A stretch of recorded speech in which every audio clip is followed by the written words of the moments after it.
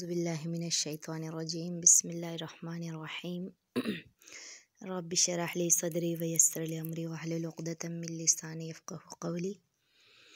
تو سامعین کرام، معراج معجزات مصطفیٰ صلی اللہ علیہ وآلہ وسلم ہے۔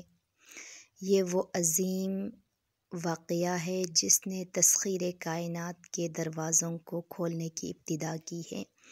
تو انسان نے آگے چل کر تحقیق و جستجو کے اس میں دستک دی تو اس وقت راستوں کی تلاش کا فریضہ سر انجام دیا۔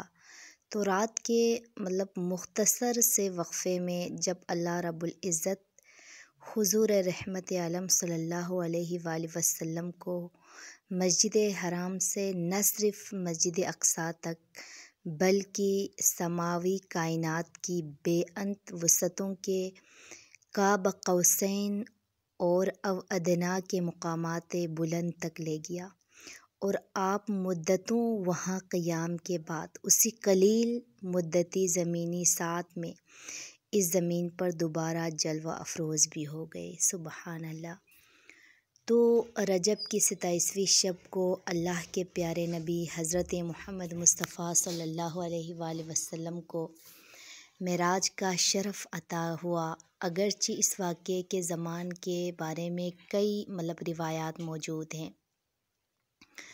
تو اسی طرح کی نماز جناب ابو طالب کی وفات کے بعد یعنی بعثت کے 10ویں سال کو واجب ہو گئی، تو 5 وقت کی نماز اسی معراج کی رات امت پہ واجب ہو گئی تھی۔ تو روایت ہے کہ اس دن کفار نے آپ صلی اللہ علیہ وآلہ وسلم کو بہت ستایا، تو آپ صلی اللہ علیہ وآلہ وسلم نے اپنی چچا زاد بہن ام ہانی کے گھر تشریف آپ لے گئے اور وہاں پہ آرام فرمانے لگے۔ ادھر اللہ کے حکم سے حضرت جبریل 50,000 فرشتوں کی بارات اور براق لے کر نبی آخر زمان صلی اللہ علیہ وآلہ وسلم کی خدمت میں حاضر ہوئے اور عرض کیا، اے اللہ کے رسول، آپ کا رب آپ سے ملاقات چاہتے ہیں۔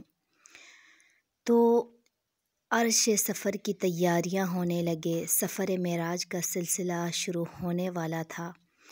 نبی رحمت کی بارگاہ میں براق حاضر کیا گیا جس پر حضور کو سوار ہونا تھا، مگر اللہ کے پیارے محبوب نے کچھ توقف فرمایا۔ جبریل امین نے اس کی وجہ دریافت کی تو آپ صلی اللہ علیہ وآلہ وسلم ارشاد فرماتے ہیں، مجھ پر تو اللہ رب العزت کی اس قدر نوازشات اور مہربانی ہے، مگر روز قیامت میری امت کا کیا ہوگا؟ میری امت پل صراط سے کیسے گزرے گی؟ اسی وقت اللہ تعالیٰ کی طرف سے بشارت دی گئی، اے میرے محبوب، آپ امت کی فکر نہ کیجیے، ہم آپ کی امت کو پل صراط سے اس طرح گزار دیں گے کہ اسے خبر بھی نہیں ہوگی۔ تو اس واضح بشارت کے بعد سرکار دو عالم صلی اللہ علیہ وآلہ وسلم براق پر سوار ہو گئے۔ جبریل امین نے وہ رکاب تھامی اور میکائیل نے لگام پکڑی، اسرافیل نے زین سنبھالی، جس کے ساتھ ہی 50,000 فرشتوں کے سلام کی صدا سے آسمان گونج اٹھے۔ سبحان اللہ۔ تو حدیث میں ہے کہ براق کی تیز رفتاری کا یہ عالم تھا کہ جہاں تک نظر کی حد تھی وہاں وہ قدم رکھتا تھا۔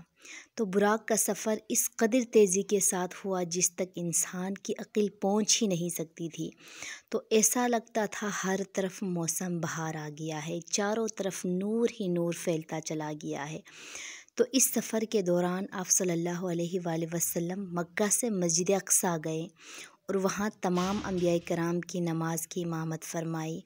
پھر آپ صلی اللہ علیہ وآلہ وسلم آسمانوں میں اللہ تعالیٰ سے ملاقات کرنے تشریف لے گئے۔ وہاں اللہ تعالیٰ نے آپ صلی اللہ علیہ وآلہ وسلم کو جنت اور دوزخ دکھایا۔ تو اس سفر کے دوران آپ صلی اللہ علیہ وآلہ وسلم مکہ سے مسجد اقصیٰ اور وہاں تمام انبیاء کرام کی نماز کی امامت فرمائے۔ پھر آپ وہاں سے آسمانوں میں اللہ تعالیٰ سے ملاقات کے لیے تشریف لے گئے۔ تو وہاں آپ کی ملاقات مختلف انبیاء کرام سے بھی ہوئی۔ اسی سفر میں نماز بھی فرض ہوئی۔ تو معراج جسمانی اور روحانی ایک اختلافی مسئلہ رہا، مگر کہ یہ کیا ہے، معراج جسمانی تھی اور خدا کے رسول نے فرش سے عرش تک، بلکہ قاب قوسین اور ادنیٰ تک کی منزل اپنے اسی جسم خاکی کے ساتھ طے کی تھی۔ سبحان اللہ۔ تو انبیاء حضور پاک صلی اللہ علیہ وآلہ وسلم کی اقتداء میں نماز ادا کر کے ادب و احترام مصطفیٰ صلی اللہ علیہ وآلہ وسلم سے مشرف ہو چکے، تو آسمانی سفر اس وقت آغاز ہوا۔ تو آپ صلی اللہ علیہ وآلہ وسلم نے جب آسمان کے دروازے پر، جب پہلے آسمان پر پہنچ کر آسمان کے دروازے پر دستک دی، تو پہلے جو منتظر تھا، آواز آئی، کون ہے؟ جبریل امین نے جواب دیا، میں جبریل ہوں۔ آواز آئی کہ آپ کے ساتھ کون ہے؟ جواب دیا، میں محمد مصطفیٰ صلی اللہ علیہ وآلہ وسلم کے ساتھ ہیں۔ سبحان اللہ۔ آج کی رات انہی آسمانوں پر پذیرائی بخشی جائے گی۔ آسمان کا دروازہ کھل گیا اور پوچھنے والے نے حضور پاک صلی اللہ علیہ وآلہ وسلم کی بارگاہ پناہ میں سلام عرض کرنے کی سعادت حاصل کی۔